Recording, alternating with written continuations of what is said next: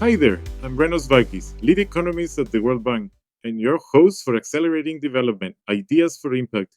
This is not your typical podcast. It's an AI powered conversation brought to you by the World Bank Institute for Economic Development, where we unpack the latest research with one goal in mind, turning big ideas into real world impact.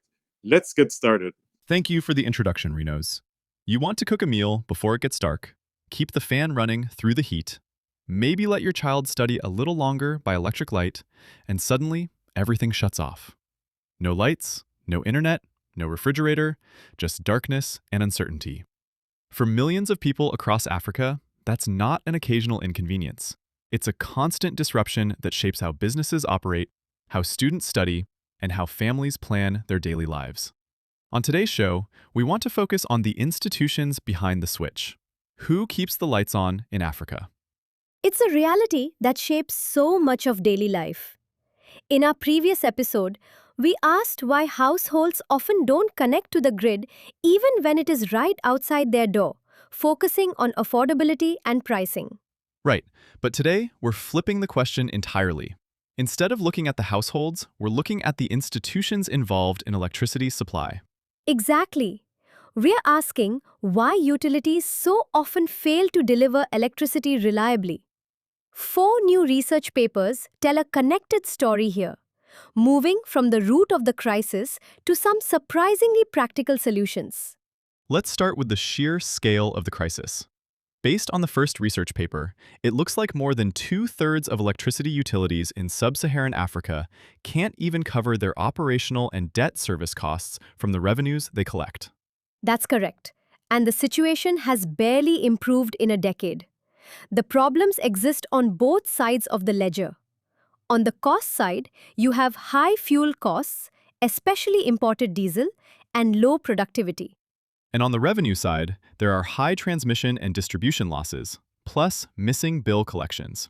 So the natural assumption is that they just need to raise the prices. Most people assume exactly that, but the data shows something completely counterintuitive. Tariffs in the region are actually among the highest in the world relative to per capita GDP, averaging about $151 per megawatt hour. Simply raising prices isn't the answer. Wow, so if raising prices is off the table, what actually moves the needle? The research points to a clear target. If these utilities reduce their transmission and distribution losses to South Africa's current level of 11.8% and eliminated collection leakage, things would turn around. 9 out of 15 struggling utilities would immediately generate more revenue than their operational costs. That connects the dots for me.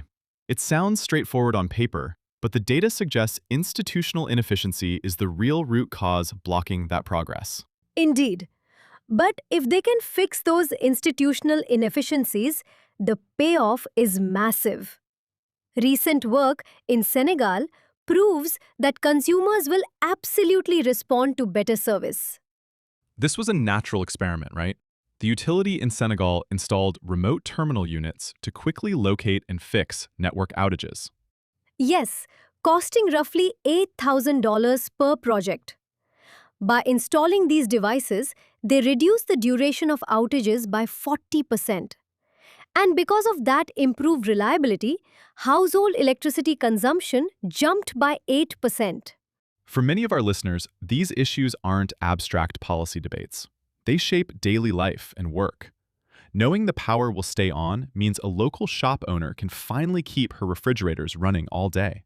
Exactly. Families bought more appliances, and people actually shifted their time away from household chores toward wage labor. Financially, the willingness to pay for an extra hour of reliable electricity went up by 10%. So the demand is clearly there.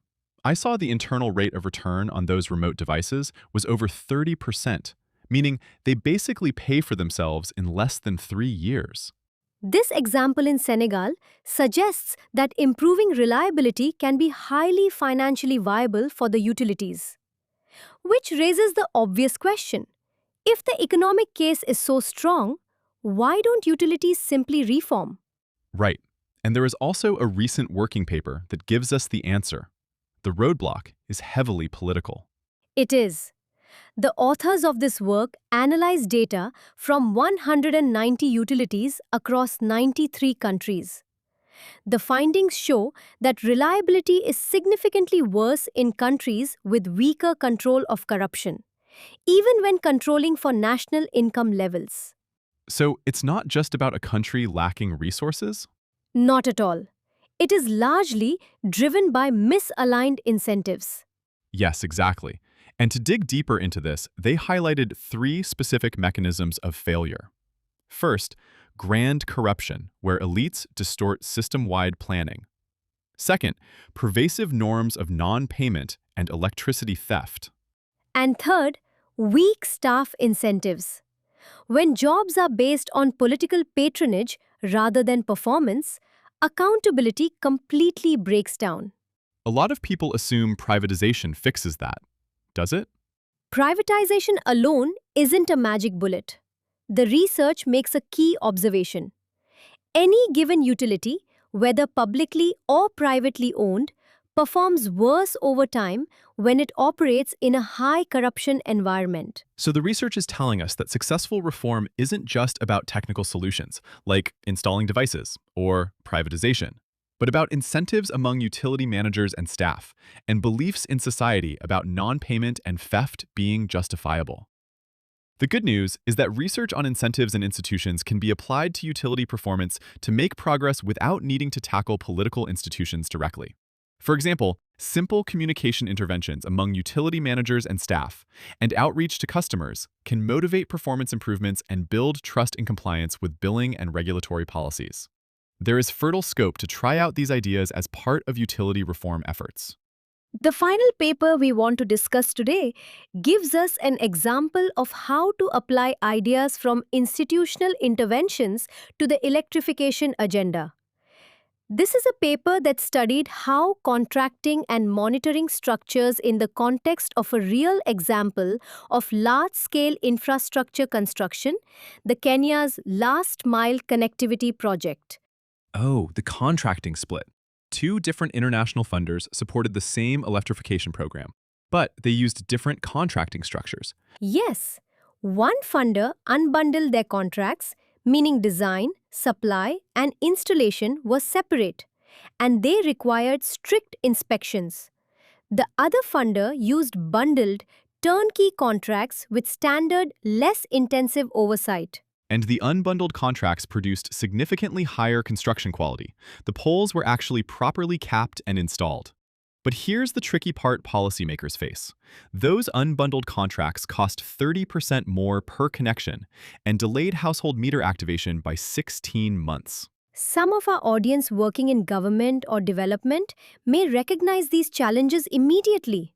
It's that constant, frustrating tension between getting a project done fast and getting it done right. Definitely. But this is the part I love. The researchers tested a low-cost intervention by applying randomized audits to the bundled contracts, drawing upon the institutional research on the role of audits. The results were fantastic. For roughly $500 per site, they successfully increased household installation quality without the massive delays. It only caused a minor delay of 4.7 months. That's a huge lesson for the broader electrification push. How you build matters just as much as whether you build. Simple institutional fixes like audits determine whether the infrastructure actually survives long-term. They truly do. When we trace the path through all four papers, the narrative is incredibly clear. Utilities across the board are struggling with high costs and leakage. But we know consumers are willing to pay for better, reliable service. Right. And while governance failures explain so much of the gap between what's possible and what actually happens, those modest institutional fixes prove we can meaningfully improve the grid without paralyzing projects. Exactly. The research agenda going forward must focus on more experimentation and better measurement, not generic prescriptions. And of course, getting electricity to households and firms is only the beginning. Which is a perfect teaser for episode 3 of our energy series. Next time, we turn to a frontier question. What happens after the lights come on? We'll explore how electricity access translates into firm productivity, economic growth, and jobs. I am very much looking forward to it. Stepping back from the details today, what truly stands out is the power of intention in policy. By understanding the real political incentives on the ground and embracing practical, locally tailored oversight, policymakers have a genuine opportunity to build utilities that communities can trust. It's an incredibly hopeful path forward for the continent's energy future. If you are interested in reading more about today's topic, you can find the referenced papers in the episode's descriptions. We will continue to bring research currents to topics of Africa electricity challenges. Over to you, Renos. Thank you for joining us. You can find the full report on our website. Just follow the link in the description. Be sure to subscribe to be the first to know about upcoming episodes.